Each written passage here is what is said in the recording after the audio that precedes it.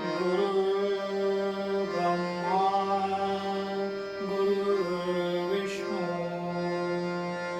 गुरुर्देवो महेश्वरा गुरु साक्षात् परब्रह्म तस्मै श्री गुरवे नमः. आपण संस्कृत नाट्य परंपरा समजून घेतो आहोत आणि या संस्कृत नाट्य परंपरेचे यमनियम ठरवणारा जो ग्रंथ आहे तो म्हणजे नाट्यशास्त्र. तर या नाट्यशास्त्राने काय काय नियम या संस्कृत नाटकाला बांधून दिलेत ते आपण बघितले. नाट्यशास्त्रामधला एक अत्यंत महत्त्वाचा जो अध्याय आहे तो म्हणजे रस. मला नेहमी असं वाटतं की नाट्यशास्त्र हे रसकेंद्रीय आहे. म्हणजे नाट्यशास्त्राचे जे सगळे 36 अध्याय आहेत त्या सगळ्यांशी कुठे ना कुठे हा रसाध्याय जोडला गेला. आणि रस म्हणजे काय? तर रस म्हणजे नाटकापासून सर्वसामान्य प्रेक्षकाला मिळणारा आनंद म्हणजे रस. आता या रसाचा जो सिद्धांत आहे, रस सिद्धांत, त्याच्याविषयी खूप चर्चा आहे आणि तो खूप क्लिष्ट आणि कठीण वाटतो. पण सर्वसामान्यपणे विद्यार्थ्यांना समजून घेण्याच्या दृष्टीने रस म्हणजे काय आहे तर नाटकातला अभिनय पाहिल्यामुळे प्रेक्षकाच्या मनाला होणारा आनंद म्हणजे रस. आता हा रस का होतो प्राप्त? तर हा रस का बरं प्राप्त होतो की प्रत्येक माणसाच्या मनामध्ये काही भाव दडलेले असतात ज्याला आपण स्थायी भाव म्हणतो. म्हणजे प्रत्येक माणसाला राग येतो, प्रत्येक माणसाला उत्साह वाटत असतो, प्रत्येक माणसाला उदास वाटत असतं. तर भरत मुनीचं असं म्हणणं आहे की हे सगळे माणसाच्या मनात असलेले स्थायी भाव आणि असे त्यांनी 8 स्थायी भाव सांगितलेले आहेत. रती, उत्साह, क्रोध, जुगुप्सा, हास, शोक आणि भय हे भरत मुनींनी सांगितलेले 8 स्थायी भाव. हे प्रत्येकाच्या मनात असतं. भय प्रत्येकाला वाटतं, हसावं असं प्रत्येकाला वाटतं, शृंगार करावा असं प्रत्येकाला वाटतं. म्हणजे रती हा स्थायी भाव प्रत्येकाच्या मनात असतो. तर या स्थायी भावांचं नाटकातला अभिनय पाहिल्यानंतर उद्दीपन होतं आणि ज्या रसाचं म्हणजे ज्या भावाचं उद्दीपन होतं तो रस त्या प्रसंगात किंवा त्या नाटकात निर्माण झाला असं सर्वसाधारणपणे मानलं जातं. तर अभिनयामुळे हे भाव जेव्हा उद्दीपित होतात तर किती प्रकारचे रस होतील? 8 भाव असतील तर त्याचे 8 रस. तर ते कोणते आहेत? शृंगार रस, वीर रस, रौद्र रस, बिभत्स रस. म्हणजे किळस येते आपल्याला एखादी गोष्ट पाहून. म्हणजे बिभत्स रस आपल्या मनात निर्माण होतो. हास्य रस, अद्भुत रस आणि करुण रस. एखादी गोष्ट पाहिल्यानंतर आपल्याला आपण अवाक होतो. तर त्यावेळेला मनात निर्माण झालेला जो रस असतो तो अद्भुत रस असतो. तर अशा प्रकारे प्रत्येक माणसाच्या मनामध्ये हे 8 स्थायी भाव असतातच.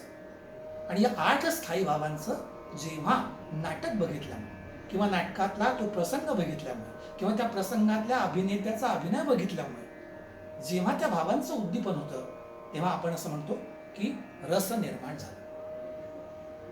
आता नाटकामध्ये कोणकोणत्या गोष्टी आपण पाहिल्या की नाटकाला एक कथानक असतं, एक कथावस्तू असते, तिचा एक आरंभ असतो, तिचा एक प्रगती असते, विकास असतो, तिचा एक विराम असतो. हे आपण मागच्या लेक्चरमध्ये पाहिलं.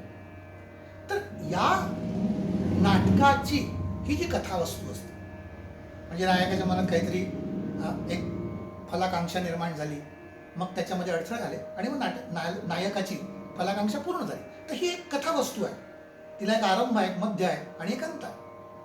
तर ही जी कथावस्तू आहे आणि हा जो नायक आहे आणि हा जो रस आहे या तिघांचं एक जे कॉम्बिनेशन तयार होतं त्यामुळे नाटकाची एक स्टाईल ऑफ प्ले प्रोडक्शन ठरते आणि तिला म्हणतात वृत्ती. म्हणजे वृत्ती ही नाटकाची जननी आहे.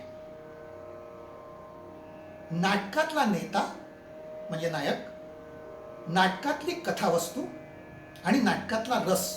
म्हणजे एखादं नाटक आपण म्हणतो की शृंगार प्रधान आहे किंवा वीर रस प्रधान आहे, तर ती नाटकाची जातकोळी. या तिघांच्या कॉम्बिनेशन मधून जी निर्माण होते ती वृत्ती. आणि भरतमुनी नाट्यशास्त्रात सांगतात की संस्कृत नाटकामध्ये 4 प्रकारच्या अशा वृत्ती असतात. त्या कोणत्या कोणत्या आहेत? तर सगळ्यात पहिली भारती वृत्ती. आता भारतीय वृत्तीचं नाटक कसं असतं की ज्याच्यामध्ये संवाद अतिशय महत्वाचा असतो. संस्कृत प्रचूर असे संवाद असतात आणि त्यातल्या उच्चारणाला खूप महत्व असतं. तर असं भाषेच्या उच्चारणाच्या महत्वानुसार जी वृत्ती ठरते नाटकाची तिला आपण म्हणू भारती वृत्ती. दुसरी आहे सात्वती वृत्ती. आता यातलं हे जे नाटक आहे याच्यामध्ये सात्विकता असते, एक मांगल्य, एक पावित्र्य.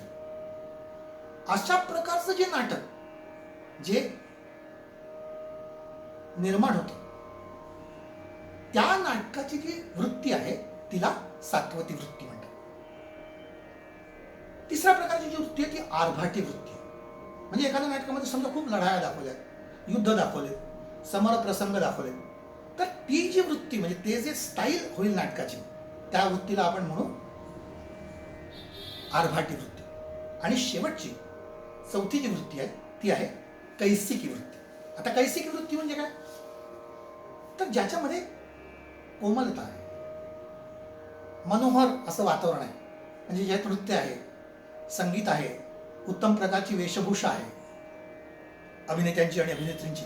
तर अशा प्रकारच्या वृत्तीचं जे नाटक आहे त्याला आपण कैसिकी वृत्तीचं नाटक म्हणू. तर अशा प्रकारे संस्कृत नाटकात मेजर प्रामुख्याने 4च प्रकारच्या वृत्ती आहेत असं नाट्यशास्त्र आपल्याला सांगतं.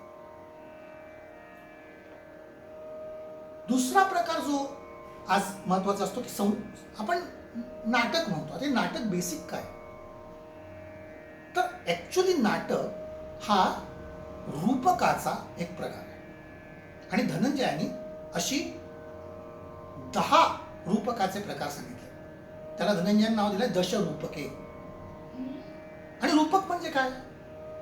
तर धनंजय असं म्हणतो की जेव्हा उपमेय आणि उपमान यांच्यामध्ये अभेद कल्पिला जातो तेव्हा रूपक हा अलंकार होतो. म्हणजे समजा आपण असं म्हणतो की सीतेचं मुख चंद्रासारखं, पण मुख आणि चंद्र यांच्यामधला जो भेद आहे तोच काढून टाकला तर तो कोणता शब्द होईल? चंद्रमुखी. तर हा झाला रूपक अलंकार. नाटक हे असं रूपक आहे. ते कशाचं रूपक आहे? ते जीवनाचं रूपक आहे. म्हणजे जे नाटकात आहे तेच जीवनात आहे, जे नाटकात नाही ते जीवनात कुठेही नाही असं भरतमुनी म्हणतात. म्हणजे जेव्हा नाटक आणि जीवन यांच्यामधलं म्हणजे उपमेय आणि उपमान यांच्यामध्ये अभेद कल्पिला जातो की नाटक हेच जीवन आहे असं जेव्हा मानलं जातं तेव्हा ते रूपक होतं. आणि असे रूपकाचे 10 प्रकार धनंजयांनी सांगितले. ते कोणते आहेत? भाण, विथी, प्रहसन, अंक, इहामृग, व्यायोग, डिंग, समवकार, प्रकरण आणि नाटक. तर यातलं समवकार, प्रकरण, नाटक यांचाच संबंध नाट्यशास्त्रामध्ये नाटकाशी जोडलेला आहे. कारण भाण म्हणजे काय? तर भाण म्हणजे एकाच व्यक्तीचं नाटक, सोलो नाटक आपण ज्याला म्हणतो, एकच व्यक्ती आहे त्याच्यामध्ये. विथी म्हणजे काय? की ज्याच्यामध्ये दोन माणसं एकमेकांशी बोलत आहेत, त्यामध्ये काही प्रसंग घडतोय, घटना होत आहेत, तर ते नाटक म्हणजे विथी. प्रहसन म्हणजे काय? तर ज्याच्यामध्ये साधारण पात्र जास्त असू शकतात पण विनोद प्रामुख्याने होतो, तर ते म्हणजे प्रहसन. अंक म्हणजे काय? की ज्याच्यामध्ये हास्य आहे, प्रहसनातला विनोद आहे, परंतु अन्य भाव सुद्धा आहे. थोडीशी उदासी आहे, थोडंसं कारुण्य आहे, थोडंसं ममत्व आहे, थोडंसं प्रेम आहे. अशा अनेक भावना ज्याच्यामध्ये आल्यात तर ते नाटक म्हणजे तो जो रूपकाचा प्रकार आहे त्याला आपण अंक म्हणतो. इहामृग हा जो रूपकाचा प्रकार आहे याच्यामध्ये सात्विक भाव यायला लागलाय नाटकामध्ये, म्हणजे सात्वती वृत्तीचा प्रभाव त्याच्यामध्ये दिसायला लागला.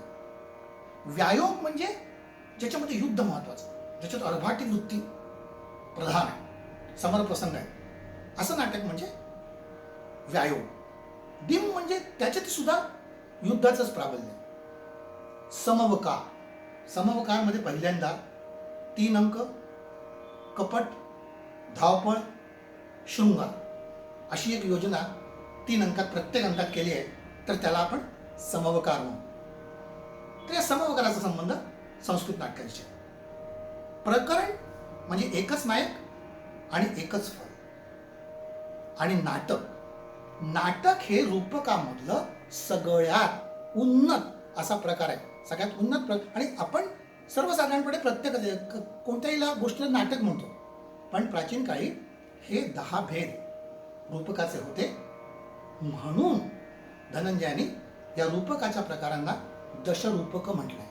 आणि दशरूपक आपण समजून घेतल्याशिवाय संस्कृत नाट्य परंपरा आपल्याला समजून घेता येत नाही. नाटकात काय असतं की जे रूपकाचं सगळ्यात उन्नत रूप आहे त्याच्यामध्ये कथानक ऐतिहासिक स्वरूपाचं असतं, शृंगार प्रधान ते नाटक असतं, त्यात 4ही वृत्तींचा समावेश असतो आणि त्यातली भाषा जी असते ती प्रौढ असते. त्यामध्ये मधुर आणि सरस अशी गाणी असतात. एकच नायक, एकच नायिका आणि एकच फल देणार जे सगळ्यात रूपकातलं उन्नत असा प्रकार आहे तो म्हणजे नाटक. आणि अशा नाटकाचा विचार संस्कृत नाट्य परंपरेने केलेला आहे. मनपूर्वक धन्यवाद. पुढच्या वेळी भेटू.